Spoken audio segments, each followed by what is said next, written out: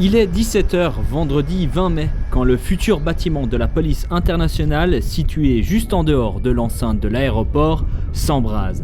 Arrivés en premier sur site, les sapeurs-pompiers du SLIA pénètrent dans le bâtiment à la recherche d'éventuelles victimes ou de personnes bloquées. Heureusement, le bâtiment est vide car des bonbonnes de gaz commencent à exploser sur le toit. À notre arrivée sur place, on n'est pas au courant qu'il y a ces bonbonnes de gaz sur le toit. Et là, ces bonbonnes de gaz commencent à exploser. Et moi, la crainte que j'ai, c'est que j'ai du monde à l'intérieur. Donc il faut faire...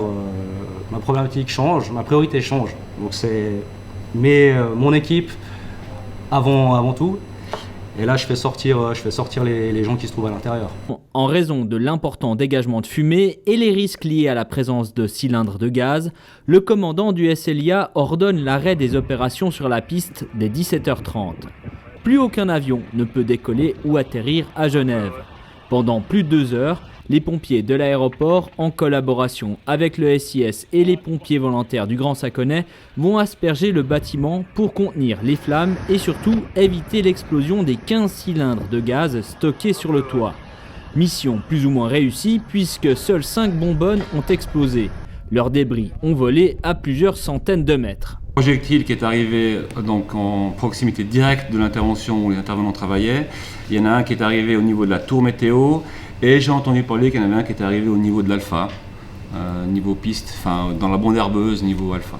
Les équipes de l'autorité aviation ont parcouru la piste et les voies de roulage pour ramasser les différents projectiles afin de garantir la sécurité des décollages et des atterrissages.